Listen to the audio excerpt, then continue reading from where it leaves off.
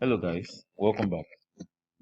Alright, so in this video I'm talking about the difference between inline elements and block level elements. Alright, the idea of this particular topic is to just make you understand that every element are categorized into two. Some are inline elements and some are block level elements. And just like you can see this picture here, inline elements are elements that, okay, from what I have here, they fit in alongside other elements in sense that you can add when you add other elements, they will all be on the same row. But block level elements, they take up a whole block of space to themselves. They can't share anything. Now, I can't start listing them, but just understand that most of them are block level elements. For instance, now, look at this H1 tag. If I had an H2 inside, click it and say with me, share with me. I save. I want it to be on the same line. When I forward, can you see it pushes it to the next line? So by default, the heading element and their block level elements, they don't share. They can't share. Now let's see, the scenario. Okay, this anchor tags, for instance. Now an anchor tag is an inline element in the sense that it can accommodate other things. Remember, we have to put a line break here.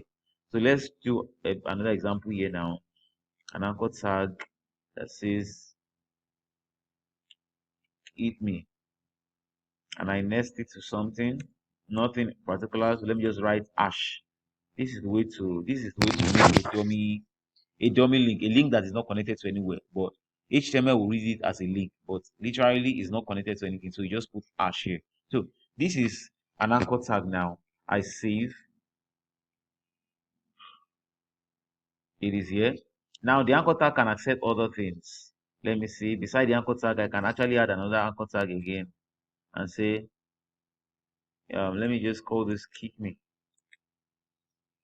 And href as well, set to nothing. Now I've put two of them. Let me refresh the page and see. Can you see they stay side by side? It's accommodating. This is an example of inline elements. They can accommodate others. Now, beside it again, let's put an image element, an image tag. So let's set the src to, I think we had an image the other time. Okay, let's use the image we add. Okay, I'll need to probably start adjusting the width and height. So, all right, width set to 400 pixel and height set to 500 pixel probably. All right, so we're putting the image beside it now. Save, refresh the page, and you can see it's still taking the same space width. It's still on the same line. You can see it now. It's not because I actually wrote everything on the same line. No. Even if I bring it down, now, I save, it's still the same thing. This anchor tag as well, look at, I bring it down, I save, it won't change anything. So by default, it keeps on accommodating. Can you see that's an example? Those are examples. We also have an element that we're still going to talk about very soon. It's called span. A span, this is a span. I am a span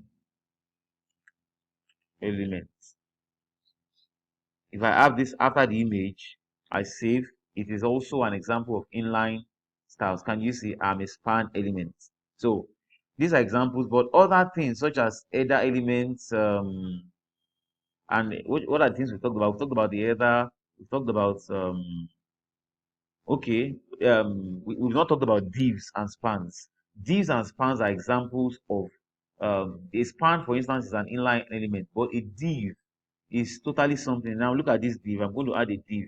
Let me add it on the same line so that you see that it's not about whether it's on the same line or not.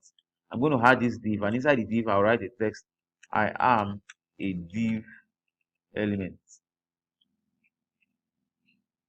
So I said that spans are inline, just like image. They stay on the same row, but a div element is an example of a block level element, just as this H1 is. That is, it will stay on its own. The paragraph also, remember earlier we talked about paragraph. Paragraph also will stay on its own. Normally, the div should be here, but it came to the next row, and then we have this one on the next row. I am a div element. This is a totally different row. We also have the paragraph. If I put a paragraph here, a p tag, and I write paragraph. Now this is a paragraph element. Can you see that automatically, even when I save it, VS Code pushes it down for me. Unlike when I had these ones here. Look at the anchor tags. Having the anchor tag here, if I save, it doesn't push it. That shows that it by default self, even on the VS Code, just as well as on our page, it can accommodate others. But this guy here, this div, once we have div here, I'm trying to write it together here. Once I save, it goes down. That's an example of block level element. This paragraph as well, I save, VS Code formatted. So I think even from the VS Code, you will note that this is a block level element or it is an inline element. So divs and spans are two different things. The div is an example of an inline element, while the span is an example of an inline element, while the divs, just as the H1s, H2s, they are examples of block level elements. Let me see if we've used any other thing here. Okay, we've not really used much elements.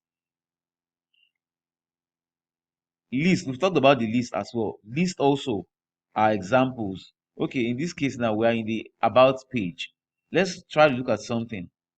It's not even possible. So let's try a list item here. First of all, even from here we'll know already. When I save, can you see saving already pushes it down? So even without writing the list inside, it is obviously a block level element. A list will take up its own space. It doesn't share space with other things.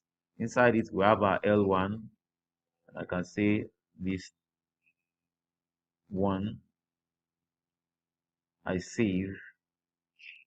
Then what do we have here? Let's scroll down and you see it is also a block level element. It takes over the whole space. All right, so that is just a brief one to explain the differences between inline elements and block level elements. In the next video, I'm going to talk about this particular element, this span element, and the div element. See you in the next video.